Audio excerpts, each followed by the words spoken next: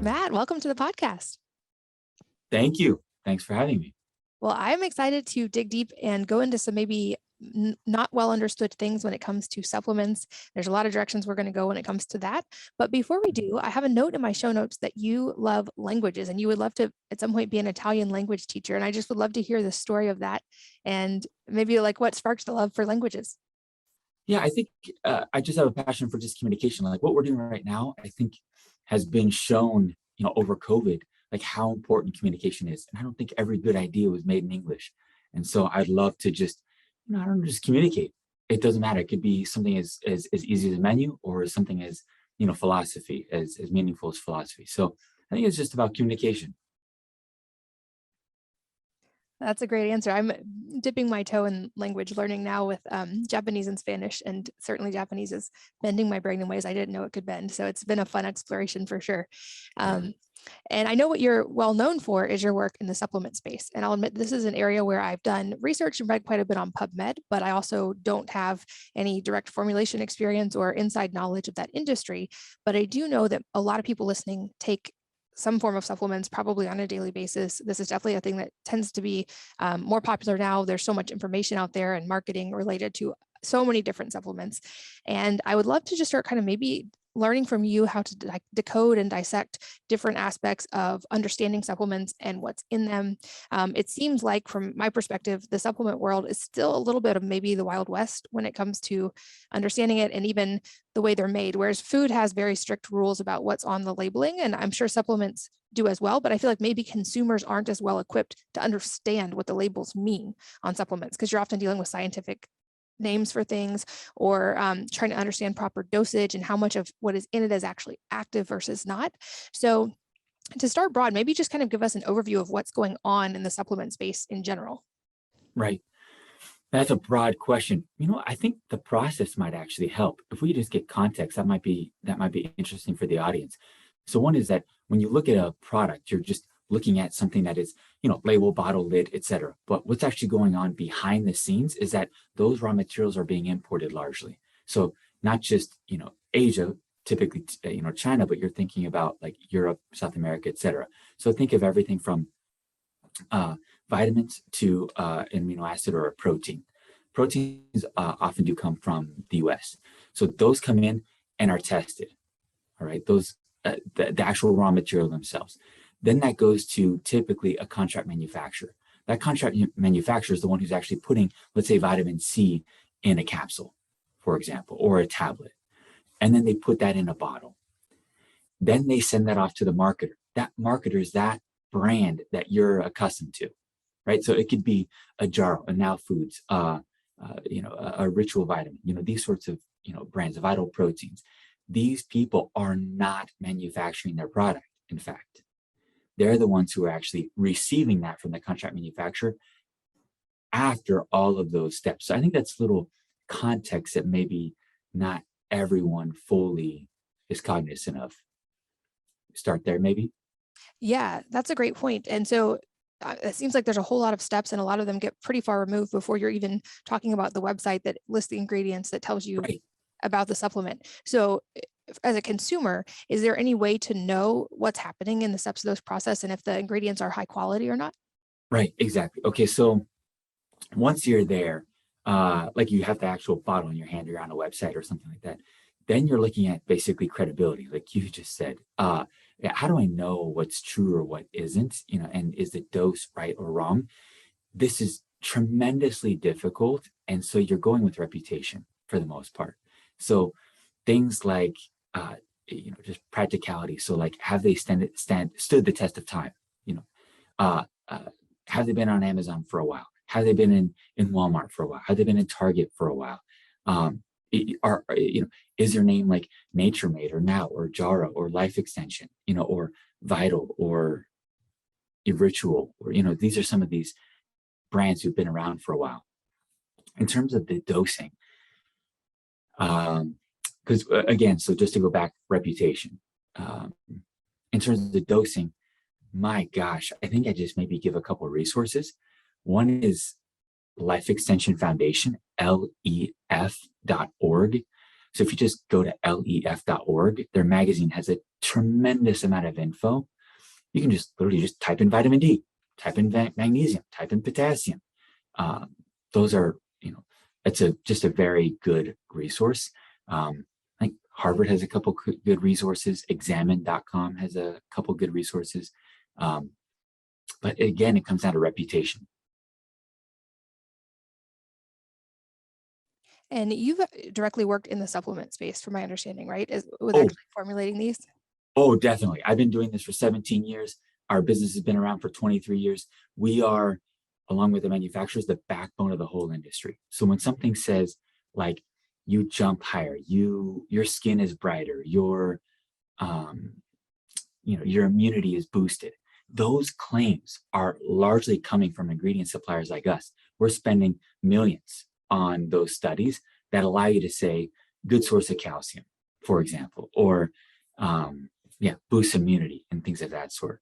So yeah, we as ingredient suppliers and the contract manufacturers putting it in the actual bottle itself, that's the backbone of the industry. It's the marketer who has the flair, right? Think of like the email marketing, think of like the video sales letter, think of like that YouTube ad, TikTok ad.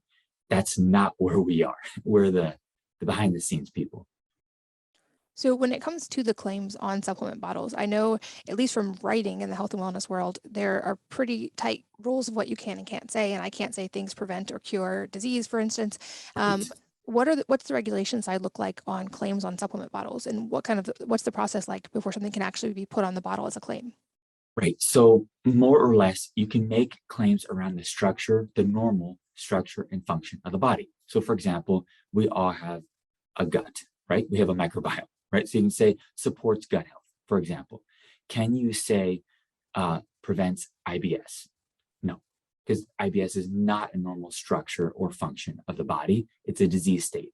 Can you say supports, I think it's like seasonal conditions, right? Yes, you can say that. That's a euphemism for allergies, for example. Supports healthy weight management, for example.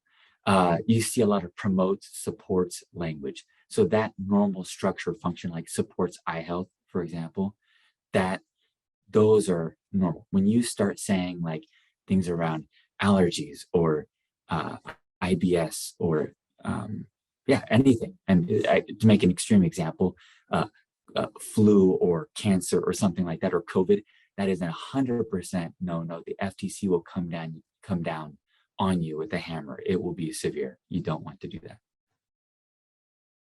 Gotcha. And then I know in supplements, there's at least a list of active ingredients on the bottle typically. But I've read, at least in passing, that often there can be things like fillers as well, just to make the volume work. Is that true? And do those have to be listed as well? Or if they're inactive ingredients, could there be things we don't know about in them? They are typically at such a low percentage that it's irrelevant.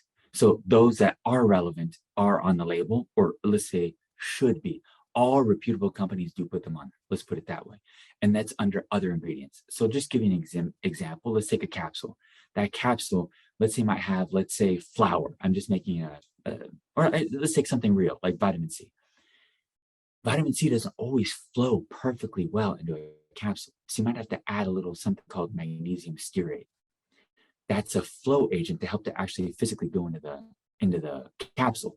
That magnesium stearate is on the label under other ingredients. So you might have quote fillers like microcrystalline cellulose, MCC, silica. These are inactive, inert substances that are largely benign, and they're under other ingredients. They're typically not ingredients that you do not know about on the label. That would be irreputable. Yeah, not typical. What about the capsules themselves? What are those typically made of? Because I know, for instance, I've met people who take dozens or even like hundreds of supplements per day.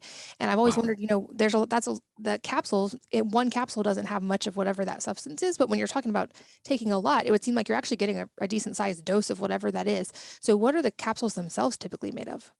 Right. I was listening to a podcast by Peter T, and he said something like, the dose makes the poison, right? So like a little bit of water is good, a lot you drown, right? So yes, if you're taking hundreds of supplements, hundreds of capsules, maybe that could be harmful. I'm not actually sure, to be honest. But yeah, usually beef gelatin.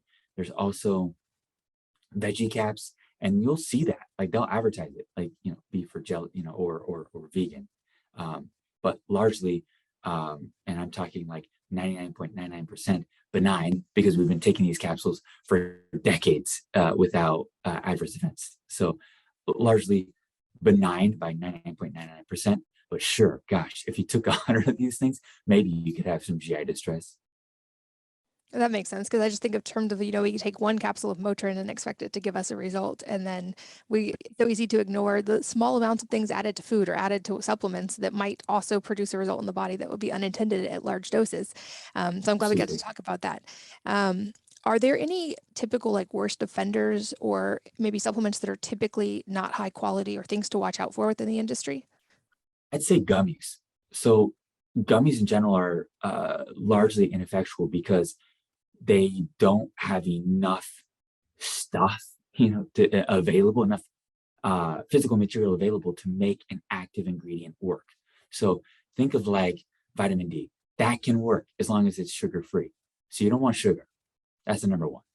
Number two, you want the dose of something to be effective. Well, there are very few things that are low dose that can fit in a gummy, because you need few amounts of stuff, active ingredients to fit in that gummy.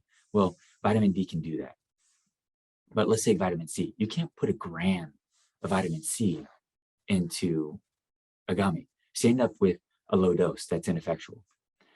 So I'd say largely gummies are not the place to be. And I know that's where everyone's going. So I know that might be a little controversial, but vitamins, that can work in a gummy. Vitamin D, that can work in a gummy. But minerals, there's just too much. You need too many minerals. You need that in a powder form. Hopefully it kind of helps. That would be one place not to go. Is probably anything with sugar and anything the larger dose. And so it's underdosed in the gummy. Yeah, like for instance, one thing I take relatively often is magnesium.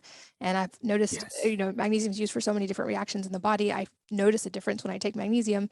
To get that dose of magnesium in a gummy would not taste very good because magnesium has a pretty salty, bitter taste.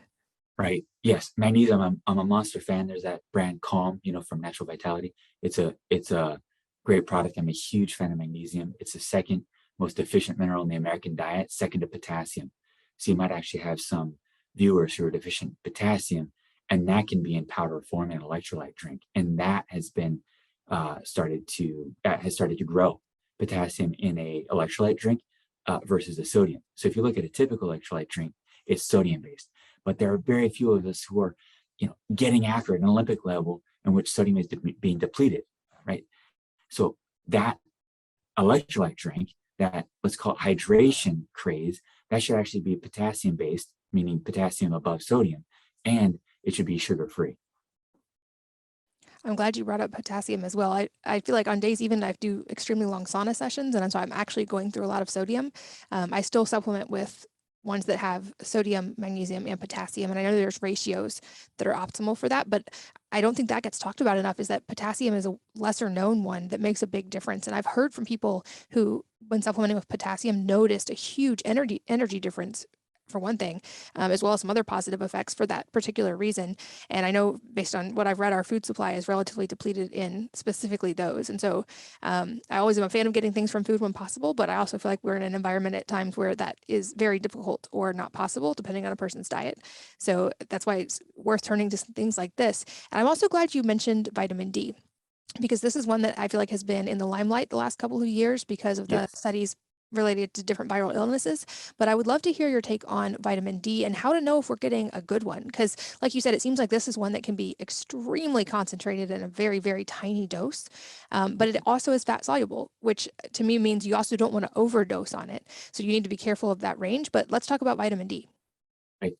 I think this is, like you said, been in the limelight a lot, and it's like, my gosh, do we need to talk about this again? Maybe your viewers like, oh my gosh, are we doing this for the 822nd time? Yes, we're doing it again. We're talking about vitamin D, and because it's almost impossible to overstate its importance. So, back years ago, we used to think that 400 or 800 IU was where we needed to be. And that was 100% of RDI. And then we realized, oh my gosh, we could take 20,000 IU and not overdose. So I don't want to say that there is no toxicity, because again, just like we mentioned in the other podcast, is the dose makes the poison, right? So there are limits, but I can't remember how it's measured, but you can go to your doctor and get a simple blood test. This is not hard at all. So next time you're at the doctor, ask them to basically do your blood work and just add on your vitamin D. And it should be 50, I think it's milliliters per deciliter or something, or milligrams per deciliter. I apologize. I don't remember the unit of measure, but it should be above 50. That's critical. And here's what's critical. One is just basic immunity. Your immune system resides in your gut. 70% of your immune system resides in your gut. Vitamin D is helping modulate your gut. That's unbelievably important. In other words, central to all human health. Number two, I mean, immunity is health, right? If you're sick, you only have one wish: it's to be healthy. So if you're thinking about cold, flu, and then to be a little bit more, let's say, on the extreme side, think colon cancer and other cancers, breast cancer, things of this sort. This is absolutely crucial, like unbelievably important, fundamental to all human health is vitamin D. Then you got to think about COVID. There was a study I just read recently that showed when they looked at people who had vitamin D levels above 50, they did not die from COVID. There was zero mortality. And I think they had like 2,500 subjects, if I'm not mistaken, and zero mortality. Sure, you can get sick. Sure, you might have a difficult time, but there's a difference between sick and mortality. So if you're thinking about a virus, if you're thinking about gut health, if you're thinking about just everyday immunity, almost nothing is more important to all human health than vitamin D. Which to me has always made sense, because as humans, we in the past were in nature much more. We were interacting with the sun on a regular basis, and we have a process in our body to create vitamin D that we are not using very often, or at least as often in modern times. And so I've learned, I have a couple genes that are don't process oral vitamin D very well, but I'm very efficient in skin. And so I've learned, for me, I still need to get sun exposure, but also, especially in the winter, supplemental vitamin D can be really, really impactful. And like you said, taking vitamin D, we've got all these studies. If you look through PubMed, you can find thousands of them, that having that cutoff of optimal vitamin D levels in the blood lowers your risk of all-cause mortality. It lowers your risk of a lot of different problems. And it's a relatively inexpensive and easy one to supplement with and to monitor. And like you said, I would also recommend getting the blood test from your doctor, or now there's places online like Everlywell that you can get a vitamin D test, just to make sure that you stay in that good range of, I think 50 to 90 is the sweet spot from my understanding, and not go too low. Exactly. And this is good for kids too, right? So you can monitor your kids, as well. But the number one thing is just having them be outside and play. After that, then, you can supplement, but you can actually test, your kids at the doctor as well. And he or she can have a blood test as well. Same thing.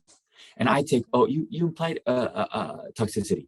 So I personally take at least 10,000 IU a day. For some people, that might seem a little high.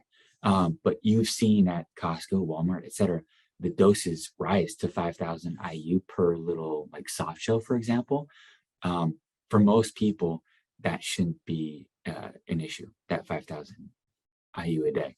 Most people are probably below that, but I take far more than that. And if you're in let's call it a disease state, or I don't have a better word for that, just some sort of health compromised state. Yes, I mean, like my mother is in a compromised immune state, and so yeah, she take 10, 20,000 plus IU per day to keep her vitamin D levels up. I also love that you said get them outside to play first. I think that's a often not talked about, an underrated thing, and just being out in nature and interacting with our environment has a huge place in human health. I also, from my research, have read that you have done a lot with microbiome research and supplements related to the microbiome, and specifically what are called postbiotics. And I would love for you to explain what that is. I feel like most people are familiar with prebiotics or probiotics. What are postbiotics? I think one of the things that I've tried to focus on in my life is not getting so ultra technical that we miss the forest in the trees, kind of. So a postbiotic is best explained by fermentation. So think of like beer, right? So you ferment by simply having something like a bacteria or yeast and then sugar. That bacteria or yeast grows or eats and ferments, based on eating that sugar source, just like beer. Well, that thing that you make after having that sugar or yeast eat that sugar, that thing that's left over is a postbiotic. Okay, let's call it the alcohol, right? Now, in the gut, it ferments as well. That it is like a fiber, for example. So you eat broccoli, it ferments in the gut. What's that thing that's produced? That's a postbiotic. Now, the number one or most primary postbiotic is butyrate. Some people may have heard of that. We have an ingredient called core biome. It's basically a butyrate derivative. It's essentially what's left over after the fermentation of fiber in your gut. And that is regulating your gut permeability, the actual gut barrier. So the thing that is protecting your internal organs from the external environment is a 1 cell thick lining. So think of like a stretched, I don't know, a stretched trampoline, right? That is like your gut lining. And that is 1 cell thick. And that is being mediated by butyrate. That butyrate is that gut barrier protector that's protecting those toxins, whatever it is. It could be environmental, like carbon dioxide. It could be from what you're, pesticides or something like that you're eating on a vegetable or something like that. These sorts of like inflammatory sort of assaults, I guess you could say, to the gut are being, protected, are being rejected by your mucosal lining, so it doesn't get in your bloodstream. Because once it gets in your bloodstream, well, then it's getting into your whole system. That's systemic inflammation. You don't want that. So that mucosal lining, that thick lining, mediated by butyrate, which really means mediated by fiber, which really means mediated by vegetables. So vegetables are the arbiter of all human health, and that's really the kind of the foundation of gut health and human health. And it's a fascinating thing to study. I've heard it said it's not just what you eat, it's what your gut bacteria eats, and why so much of Yes. human breast milk, for instance, is actually not feeding the child directly. It's feeding the gut bacteria during that developmental phase of that mucosal lining. And so when they actually like break down breast milk, it's fascinating to see the things you maybe wouldn't expect. That's not just direct nutrients for a human baby, but it fuels the development of that microbiome over time. Yes, God bless breast milk. I mean, it is liquid gold. I mean, I can't say it any better than you did, but yes, it's everything. It's amazing. And I have a bunch of other questions I've jotted down for you as well, including one that you sent, which is, what is a drugstore mullet? And I have to ask that one because I don't even know what that is. I've never heard that term, and I would love for you to explain it. So my colleague came up with that, and it's just something that is drive all of us crazy. And I know this is probably driven you crazy. You just haven't thought of it this way. And that is when you walk into like a CVS, a Walgreens, any drugstore, and you see just rows and rows of candy. It's just unreal. You can get ho-hos and Nest, and Twinkies and ding dongs right in the front. You can get diabetes in the front and medication in the back. It is just uncanny. I mean, it is just unbelievable, right? The irony, it seems to be lost on the executives at these drugstores. And I just think to myself, gosh, can we not go to a business school and say, like, look, I need to turn this space, this products in this space on this shelf X number of times. I need to make this much profit, right? Can we somehow not be selling diabetes in the front and diabetic medication in the back? Can we not like have insulin in the back and insulin spikes in the front? It's just, so harmful. And as parents, on top of it, not only is it harmful, but you have to fight off your kid going, what's this, this animal, this advertising thing that is really catering to the child. Like you have to fight off your kid when who's wanting X or Y that shouldn't even be there, right? We already have a hard enough time as parents, let alone having your child say like, gosh, can I have the Skittles? right? Right in the exact place that you're getting the medication. It's just terribly ironic and humorously tragic. Yeah, and there's so much marketing surrounding those hyperpalatable foods. And I think the beauty of the human body is we're amazingly adaptable, which is important for survival over the long term. But now we're in this modern environment where all of these foods are available all the time. And we're no longer in a place where maybe fruit was only available for a certain short period of time in the summer, and you actually needed to eat it then to refuel all those nutrients and also glycogen. And you were supposed to kind of indulge while the fruit was on the tree. But now, like you said, it's not the fruit on the tree or the honey from the bees, it's the Skittles in every single aisle, every single day, eating them at every time of day. And our livers don't know what to do with that. And we're seeing the stats I saw recently are astounding on the rise of non-alcoholic fatty liver disease. And we're even seeing it in children, which was not even, that was unheard of a couple decades Right, ago. And now it's right, rampant. And right, I feel like the marketing side as well, it drives me nuts because I feel like it's so much of it is specifically geared at children, and they know that that's an easy switch to push, and that the kids can talk the parents into it. But it drives me nuts that our food culture seems to assume from the very beginning that children are not capable of eating normal real foods, and they cater all these hyper palatable processed foods specifically to kids, which is then developing their taste buds and their gut response to favor those particular foods. right, right. There's this other podcast that just is about the guy who wrote Atomic Habits, and he was basically like, make it easy on yourself. Like if you're trying to, let's say you want to just eat less sugar, for example, it's best to just make it easy on yourself by not having the sugar around, right? Like make it a little bit harder to go get it. That's why it's so easy when you're walking to see, CVS or Walgreens or another drugstore, to have it right, right in front of you. So yes, I couldn't agree more. And but the about the ease with which we are eating sugar, and the ease with which children will eat anything that's put in front of them. In other words, if you were in Finland, for example, just randomly, they're going to eat what's put in front of them, just like if you had, someone in California, having something in front of them. In other words, the Finnish kid would eat the Finnish food. The American would eat, the American food. It is not, it's not like, oh my gosh, I'm an American, I won't eat Finnish food. We will eat what's put in. We'll eat what's put in front of us. But I also want to say this one thing, and that is that we are more than the worst thing that we've ever done. And so that's from Brian Stevenson from Just Mercy, basically saying, hey, look, we've all had these things as parents, right? We've all had the child eat the cookie, right? My children eat cookies. They have ice cream, right? So I was going to say, for all those parents out there, like, man, I guess give yourself a break a little bit. So yes, less sugar, 100%. Cigarettes kind of like the next cigarette, or sugar is like the next cigarette. It's just really detrimental to our health. That's true. Okay. But at the same time, can we give ourselves a break? Right? Like, we're more than the worst thing we've ever done. And I ate trash growing up.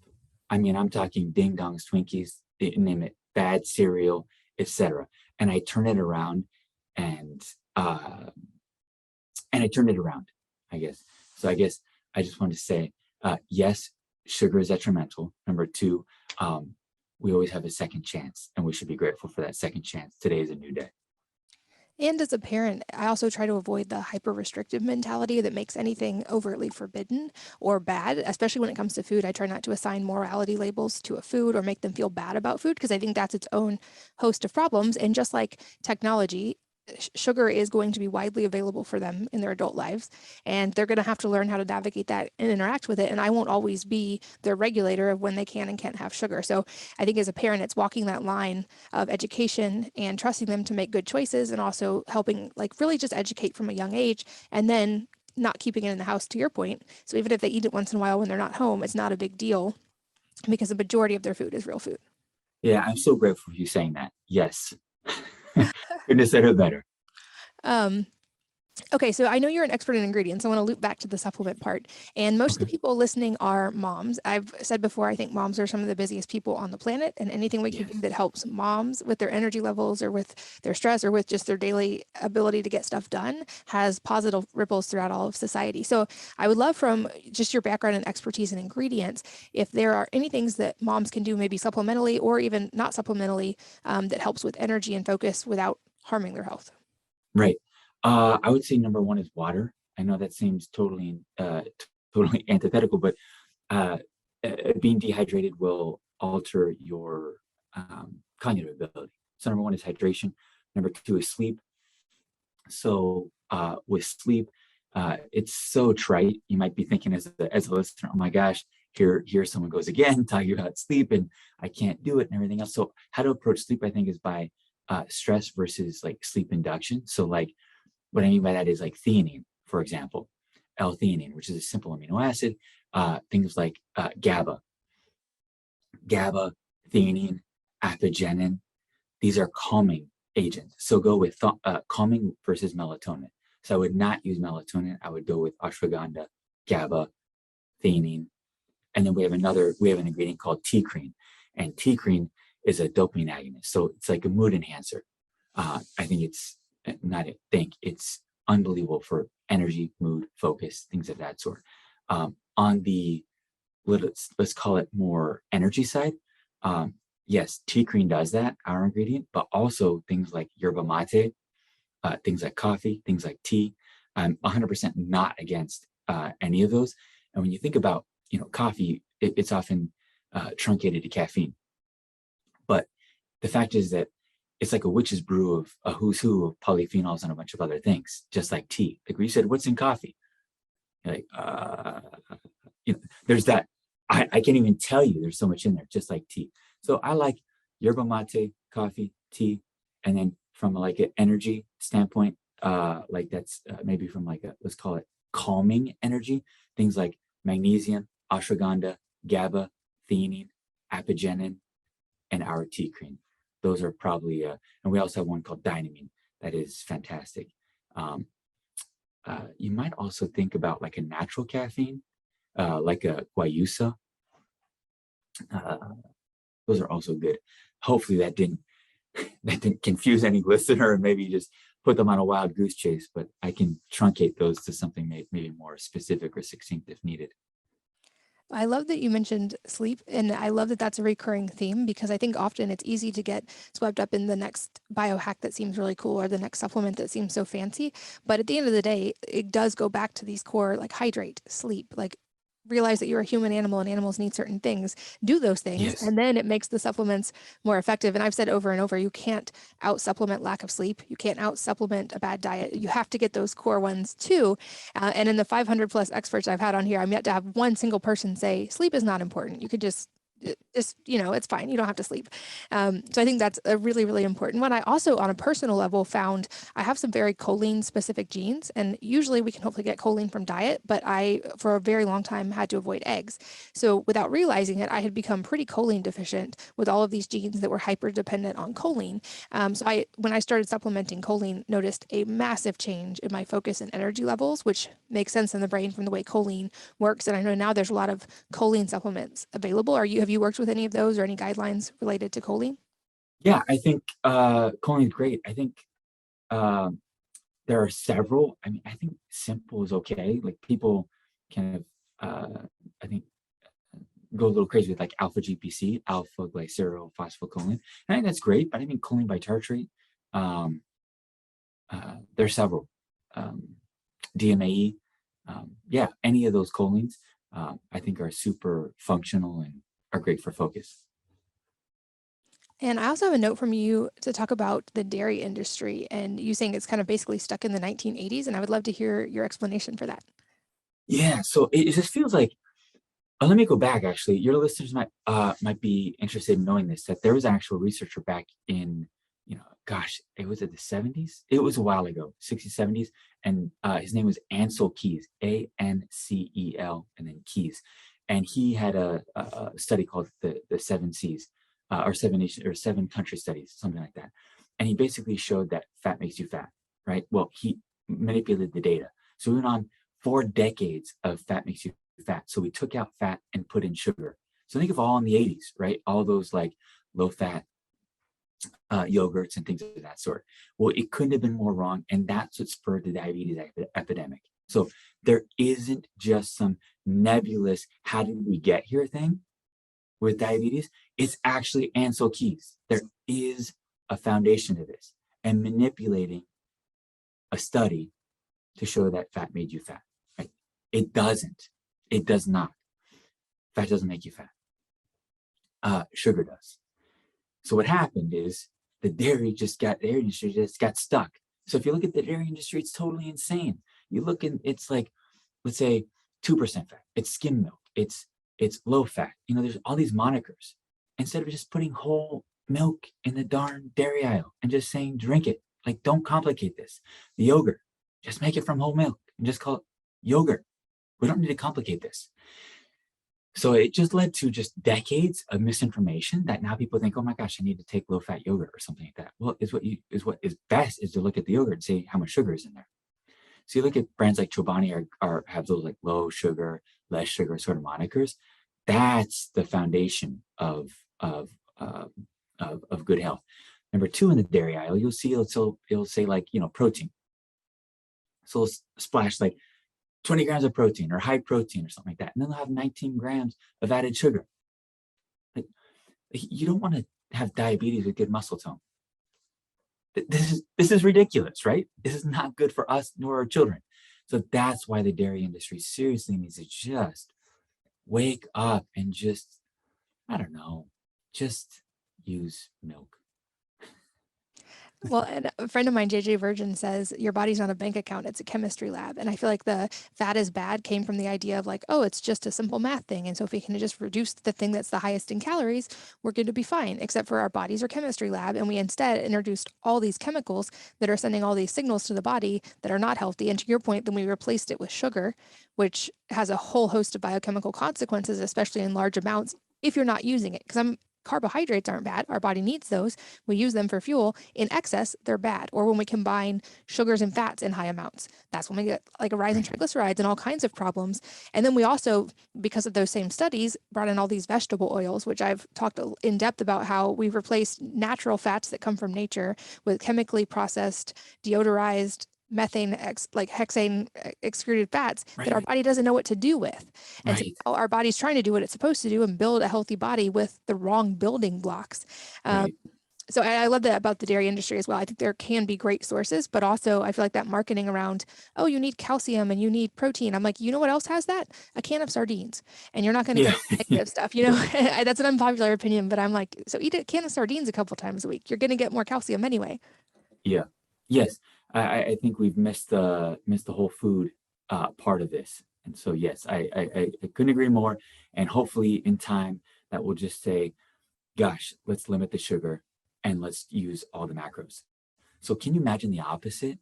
Katie, can you imagine if we actually said the opposite? Like, we have these macros like fat, carbohydrates, and protein, and we say, gosh, we don't need one. How random would that be that we have an Earth, we have these three macros, and then randomly someone says, yeah, we don't need one, or one of those is bad. It just doesn't make sense, right? There's got to be some sort of balance there. Just naturally, it just makes a lot of sense. And then scientifically, it all also makes sense. So take carbohydrates. Fiber is a carbohydrate. Obviously, we need fiber. Yeah, I think there's been a lot of misinformation and demonizing of entire macronutrient groups. And I think that there can be some things done in healthy ways within healthy guidelines of that to manipulate and eat like more different ranges of those, if anything, because Americans typically are over consuming, especially processed carbohydrates and processed fats and under consuming whole food sources. But that's one guideline I've noticed in my own life. We got so sucked into the whole calories idea and just how many calories am I consuming? And my point has always been, we actually need to be looking at how can I get the maximum nourishment for the same amount of calories? Because if you're just looking at calories, you're going to eat these foods that are devoid of a lot of nutrients, but are low calorie. Whereas if you're saying, if I'm going to eat 2,300 calories today, how can I maximize the amount of nutrients, micronutrients, fiber, to your point, protein, all of these things I need in those calories versus just deprive myself of calories. Right. Yeah, it would be nice if we just get back to that intuitive eating. Not everyone has it because we're so far away from it. But yeah, just whole foods, right? If we can. And I know there are some listeners who are like, they're super busy and they're like, my gosh, I got to drive through I have to go through a drive-through. I got to, warm up a meal or something like that. And so I know that there's stress and reality, right? Like we're talking in super idealistic terms. But yes, if we can just get closer just 1% closer, I think perfect is the enemy of good. So just get better, right? We're all trying to get better. So don't like beat ourselves up for every little, like, let's say let's say nutritious meal, not beat ourselves up for every time, we or our children have pizza.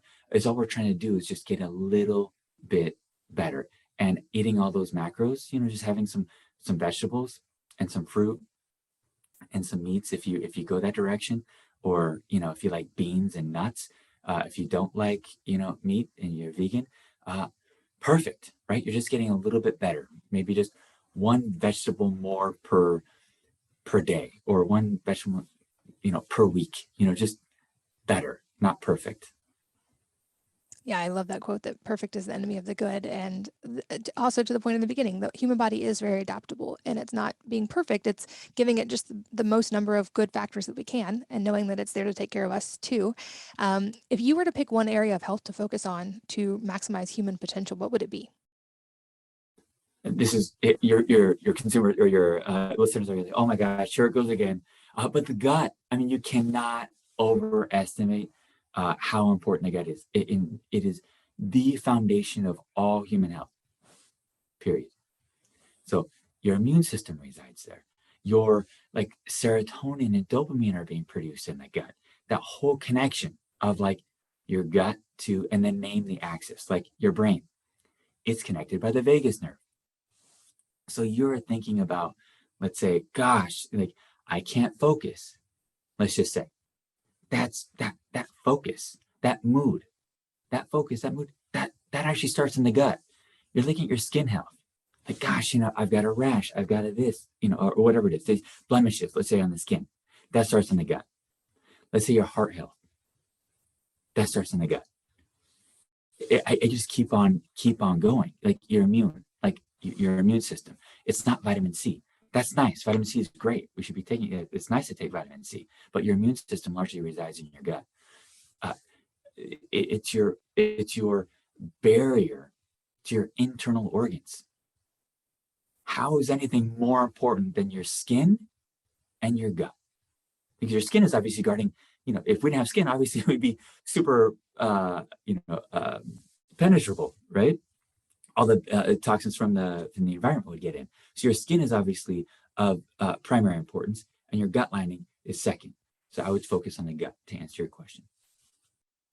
In somewhat related question, realizing that perfect is the enemy of the good and we're never going to get it perfect, what is your personal 80-20 of the things that you feel are like parts of your normal routine that have the biggest payoff when it comes to health? What my personal routine? I just eat. I try to eat as many vegetables as I can. That's probably A1 number one. I supplement with vitamin D. I try to get out in the. Wow, this is going to be a little bit random. Pardon me for the randomness of this, but I try to see the sun with my eyes not out a window in the morning before I look at my phone. I try to get vitamin D through the sun. I supplement vitamin D as well because I'm 45, so I'm older and that declines with age. I eat as many vegetables as I can. I'm not a vegan, but I don't, and I do eat meat, but I try to not eat a ton of it, so what else? I try to sleep. I'm not very good at that, but I try to sleep as best I can. What else? I'm a huge, I take our own core biome, which is butyrate, essentially. Yeah, what else? I try to, I'm not very good at this either, but I try to drink water. And that's the only thing I do drink, by the way. So when I do drink, I only drink water. That's it, period. Hopefully that gives you a few top line. How about you? I'm interested in yours. Can I flip that script? What do you do, Katie? Yeah, I'm so glad that you also mentioned the morning sunlight one, because I feel like I'm often the broken record saying this, but truly, like, it's free. It's super impactful for your health. We know that light is one of the biggest regulators of circadian rhythm, which affects your Yes. hunger cues, which affects all of your other hormones. Cortisol is a master driver there. And that is one thing that you're going to be awake in the morning anyway. Go outside and do whatever part of your morning routine you want to do outside, and it will make a big, I've seen it in my lab work actually. I've seen the cortisol changes, I've seen my progesterone and my other hormones change in response to getting light in the morning, which leads to also better sleep at night. Because when you get that bright light on your receptors in your eyes in the morning, it sets that clock for melatonin production at night, which many people, Right. especially moms, struggle with. So that's definitely one of my core ones as well. I'm personally a huge fan of sauna use just because I have one at my house, and the metadata is pretty amazing on the reduction in all-cause mortality and in heart disease risk from regular sauna use. So I'm very fortunate to have one of those. I think also for me, I do cycle quite a few supplements, and I cycle different macros depending on my training and what I'm doing. But I'm a big believer in nourish the body with whole foods whenever possible first, supplement when Right. needed. Right. But then I think so much of it goes back to mindset. And this is a piece that isn't talked about enough. And so I've been really, for the last couple of years, consciously curating my mindset to be supportive of health as well. And things like a daily meditation practice and gratitude and focusing on the present moment and the things that are actually within my control and learning to let go of the things that aren't, which doesn't seem like a direct health tip, but it really drastically changes stress levels. Yes, I couldn't agree more. And that presence is something that I've struggled with for so long. And I've just been driven. And as you know, like you own a business and businesses, and you end up going, okay, I'm supposed to listen to my child's story right now, right? I'm supposed to be present in my child's play, in my child's song, in my child, whatever it is. And that presence, I think, is what makes life worth living. And it's something I've struggled with. And thank you for that reminder. Yeah. And a couple of last questions I love to ask for the end of the time. The first being if there is a book or a number of books that have had a profound impact on your life, and if so, what they are and why. So that's a good question. Um, yeah, so it's so hard to pinpoint because I think for all of us, there are, just times in your life when you read a certain thing that where it impacts you more than another. So in business, uh, and one that kind of covers health and what we're talking about is the Psychobiotic Revolution. It's one of the best books ever written in any category, in my opinion. Period. Like it's just brilliant. And I'd say the one that's a little bit more approachable, that I'm so grateful for this woman, and I want to write her a letter and just say like, oh my gosh, you are really everything that we've been trying to synthesize for the last couple of thousand years, and that is the Mother Tree, Finding the Mother Tree, from Susan Simard. And she basically summarized um, a spirit of cooperation. And we all know this, like the human species has basically survived because of cooperation. And when you look at Earth, it's surviving because of cooperation.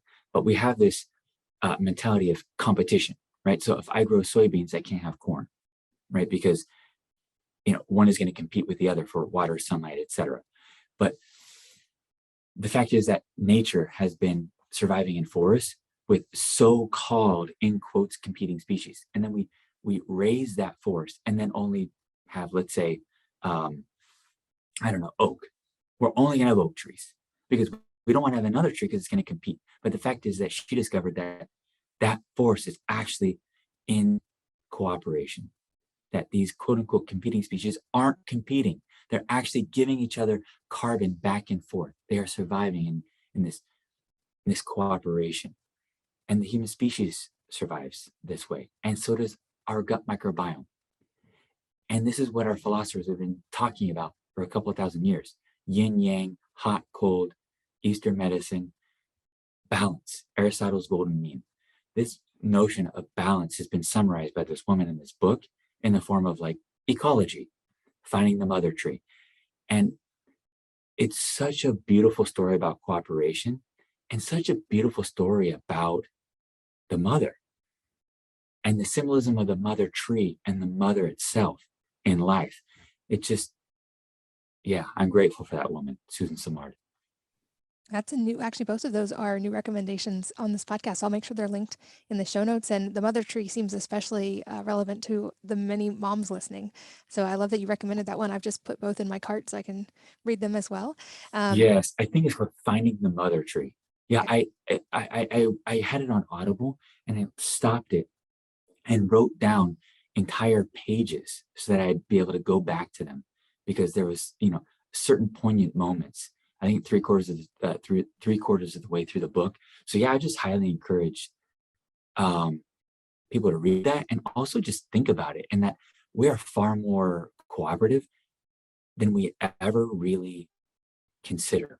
Like, you're going to talk and I'm going to listen. I'm going to talk and you're going to listen. This cooperation is taken for granted, and it shouldn't be. Like, we're cooperating as we speak. We're cooperating when we're driving, and when we cooperate with the environment, it's yeah, it's better for all of us in the human species.